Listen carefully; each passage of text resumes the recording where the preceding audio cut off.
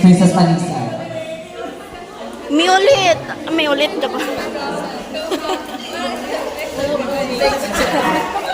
So,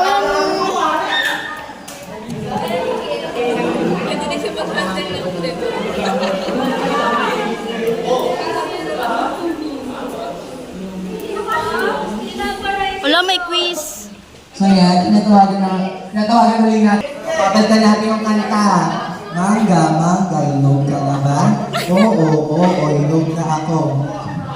1, 2, 3, ako na kasi sa TV. Patingin ba tayo? Mini, marinig mo? Pabalik sa kanya. 1, 2, 3, kasama ka, sir. Of course. Di ka magpataw, di ba? Kasama ka. Lahat kasali dito.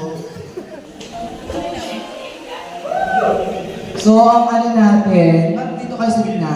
So, magiging laro natin ay parang quiz bee. Quiz bee to. Para sumagot, papadyak ka malakas. Kung sino unang pumadyak, siya ano. O, try natin. Ano lang muna to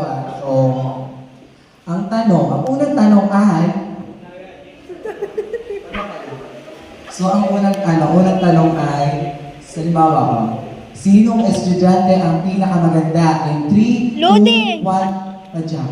Wala! Wala!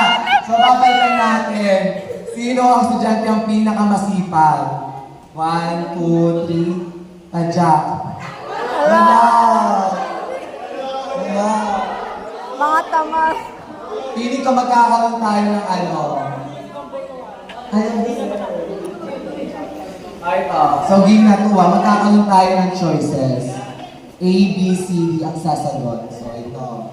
Ang unang katanungan. Sino ang palaging late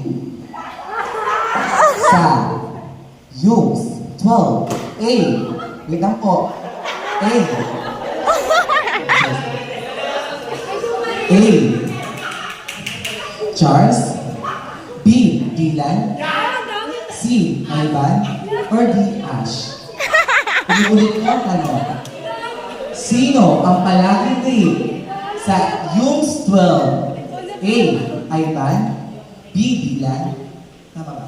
C. Charles. C. Ivan. And D. Ash. And 3, 2, 1, padyak! Miss Jane, sino? Si Dylan ba ang tama kaya ang sagot ni Miss Jane? No! Tingnan natin. Tama ba? 3, 2, 1, Wrong! Alin. Laglag ka na, ma'am. Charot ka na. So, ito. Meron kayong chance para mag-steal. So, ang sagot ay hindi si Dylan. Ang choices muli ay si A, Charles, D, wala na palang B. C, Ivan, or D, Ash. Sir Jude? Tama kaya ang sagot! Yan. So, 1 point po kay Sir Jude. That's